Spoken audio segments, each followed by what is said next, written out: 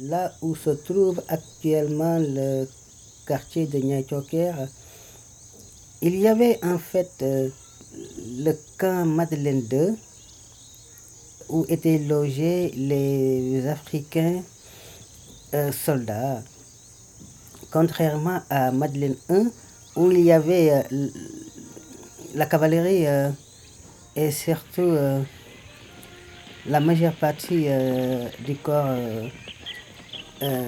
d'Espagne, le camp Gallieni, qui avait pris tout l'espace allant de l'océan, de la côte atlantique, jusqu'à l'intérieur de Niayes-Thioker. C'est sur ce site que le quartier est né. Le camp Gallieni, c'est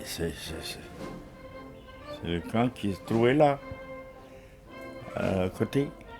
Il y avait des Français qui étaient là, il y avait des recrues sénégalais qu'on amenait là-bas, des trucs comme ça.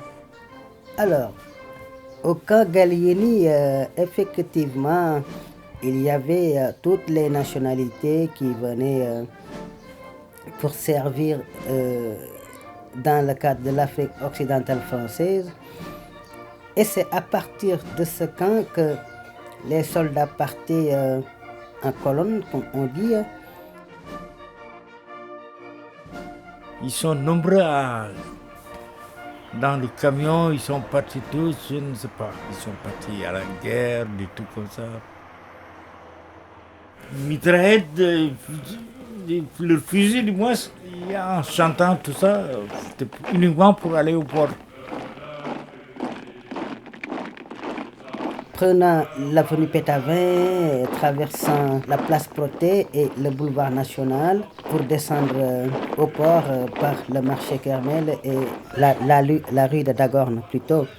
Et c'est de là-bas qu'ils partaient par bateau, surtout la Deuxième Guerre mondiale, pour aller donner une main forte aux Alliés contre les Allemands.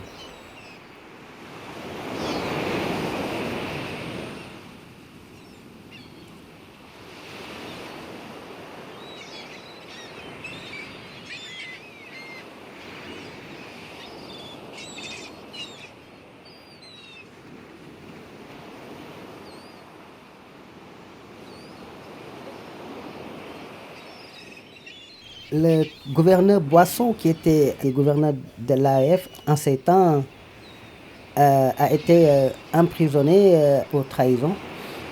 Et ce que beaucoup de gens ne savent pas, c'est que l'espion même qu'il a fait tomber, l'a fait à partir de la plage Ngadia, qui est là derrière, sur la côte atlantique de Niayes-Thioker.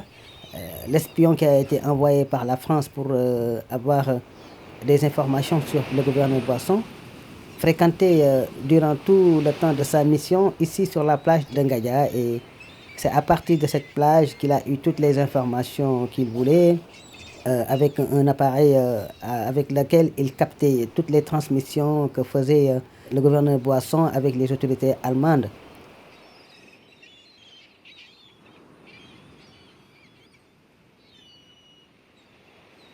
Ils avaient constaté que la majeure partie des soldats qui quittaient Dakar pour partir voyaient leurs bateaux couler par des torpilles, etc. Et ils ne savaient pas comment cela pouvait se faire. Et après enquête, ils se sont rendus compte que le gouverneur Boisson, qui avait, on le dit bien, qui avait des origines allemandes, a collaboré avec les Allemands. Et voilà, il donnait les informations de départ, le trajet, tout ça. Et comme ça, c'était plus facile pour les Allemands de torpiller les bateaux qui n'arrivaient jamais en Europe.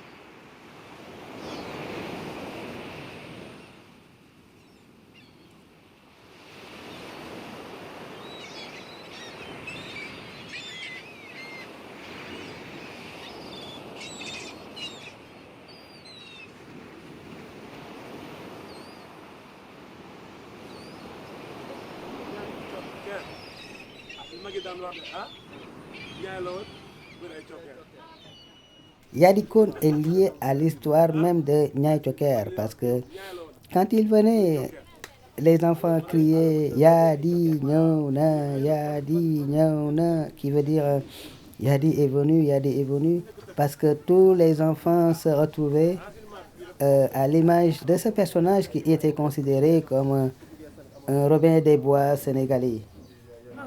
C'est un gars qui pesait vraiment 60 à 70 kilos. Hein. C'était pas un costaud comme les gens ont l'habitude de dire qu'il y a des codes, il te donne un coup de poing, tu tombes, tout ça, c'est vrai. Il te donne un coup de poing, tu es à terre. La police n'arrivait pas du tout à le maîtriser comme ça se doit. De telle sorte que les gens ont tendance à dire il y a des cônes, des flûteurs, des tanous, des trucs comme ça. C'est vrai. Il te donne un coup de poing, tu tombes.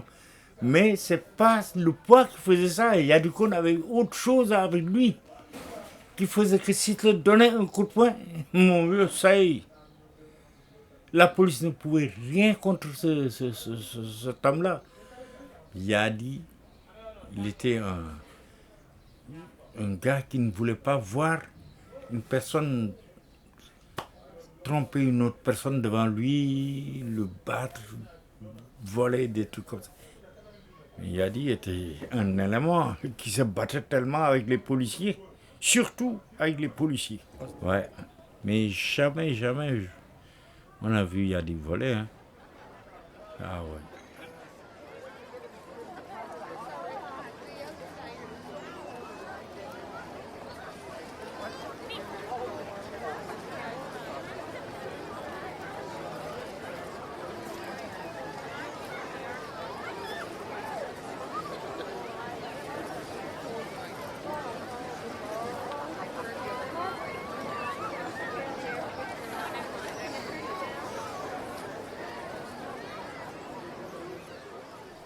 Le cinéma Alhambra était situé juste à l'entrée de la rue de la Somme, qui est devenue aujourd'hui la rue Adja Madeleine Ngom. Et tout autour, il y avait des maisons. En face, il y avait un marché. Et c'était très animé de gens qui venaient de tout le plateau et d'autres quartiers périphériques. Les gens venaient pour regarder des films hindous, des films cowboys, des films français. Il y avait deux espaces où l'une était réservée pour ceux qui ont payé le plus cher, et fauteuils, et l'autre partie était l'espace réservé aux personnes qui n'ont pas assez de moyens, qui est appelé Guétoubey.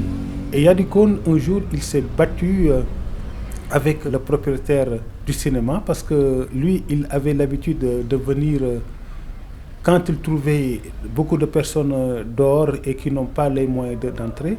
Il avait l'habitude de venir et ouvrir toutes les portes par la force et laisser tout le monde entrer. Et un jour, il s'est battu pour ça avec le propriétaire du cinéma. Et toute cette histoire est restée encore fraîche dans la mémoire des cinquantenaires, des soixantenaires.